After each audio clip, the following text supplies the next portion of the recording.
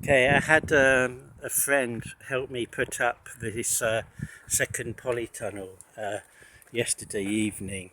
We did it a bit rushed because we started like close to 6 o'clock and it like gets dark about 8. Um, so I think I need to the nuts and bolts in it.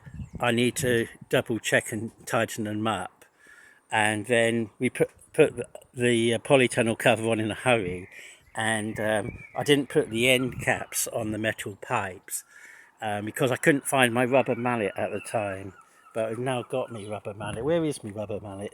I've lost it again. I thought I left it on the ground. Is it round here?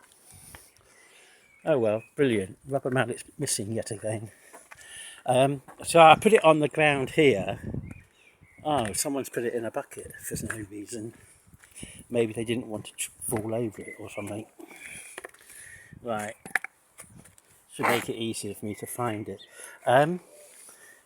Inside, what I did do, which is different, is I followed Becky's advice, Becky's allotment, and I bought some. Oh, that's wrong. Right. So this is up the friend who was helping me, or maybe it's not wrong. I don't know. So these are from what you use to hold down trampoline. So you screw it into the ground. So that's like a corkscrew thread, and then you tighten this strap on. So that should stop it going up in the air. What I had been thinking of doing so this cover, it mainly stays on with these pieces of Velcro, but to keep it tight and to stop the wind getting under it, what I've done in the past is put it underneath here and then secure it into the ground with those tent peg things, and I'm thinking I might be doing that again now, because I was going to experiment with just putting wood chip down on the outside of it and see whether that would be enough to hold it down and to stop the air getting underneath, the wind getting underneath it. But this, like, pulling it underneath the metal rod and then securing it down, I think it does a fairly good job of keeping it tight, although obviously I'm losing a few inches of polytunnel to plant here near the edge, but I don't really want to plant near the edge anyway. So with the ground in here, I am planning to give it a quick hoeing to kill any grass that's still, or crocuses that are still trying to live. But that will involve finding the hoe, because assuming I haven't lost it, and then putting wood chips down here and also all around the outside. So that's most of my wood chips there. I was planning to go to the allotment this morning first thing to bring back all my other wood chips, because I think I've got about 11 bags of wood chips there. But for the first time out, I found that oh look, snail. Right, someone parked their they've locked their bicycle in the alleyway, so I can't really get my trolley past them. So I've just left my trolley here behind the bicycle as a protest, just so that they realise that they stopped me using my trolley. See how that goes. Right, going back to the polytunnel. Right, snail. Right, that's gone. I've sort of like slightly forgotten the reason that I got a second polytunnel. And I think the main reason is because I've got lack of space in that other one.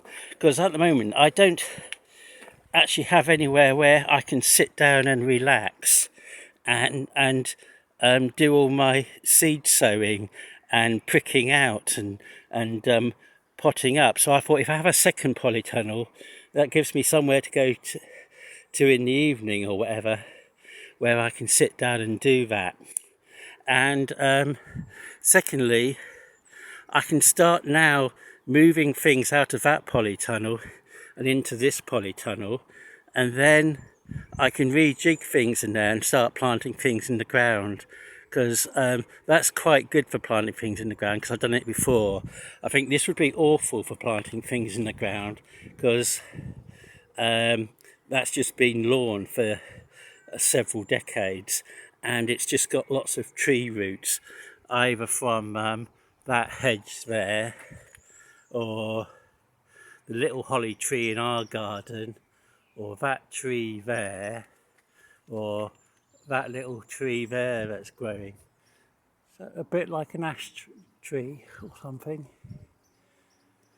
Oh, I don't know. Right, so you'll see that there's, you might be able to see that there's still some tree roots here. So there's a tree root there. So that's, and there's like, you won't be able to see it, but I know there's tree roots very close to the surface here. And then there's also this concrete area here. So I won't be planting things in the ground here. And so what I'm thinking of doing is moving the peppers in here first, because peppers mainly suffer from green fly, and they won't suffer from the slug so much now that they're bigger.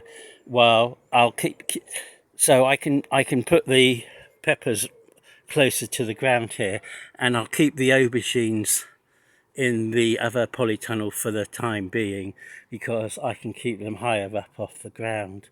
So that's what I'm thinking. And so I'm just going to split the aubergines and peppers into two, and then I'll have a space here to do all my seed sowing and planting as well. So I'm thinking of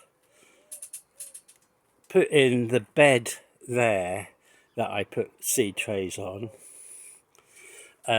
because with the sun mainly coming from this direction, it will only be hiding things from the sun for a couple of hours, and there won't be anything behind it anyway, because I'll set up here, and then that metal tin, I'll put that here on to and I'll put something else there to start raising things off the ground.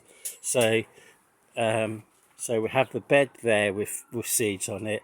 Things lower down on the ground, they can go here, and then I'll have my seating area and all my compost and perlite in this area here, because that's sort of like west northwest sort of direction.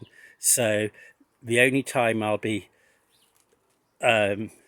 blocking the sun is in the evening, where the sun's gone down anyway, and there's a fence there and a tree there as well, so I won't be in the way. And the bed that's there, that won't be in the way either. So I'll get on with things now. So the first thing I've got to remember to do is do the end caps on the polytunnel. Okay, that's it.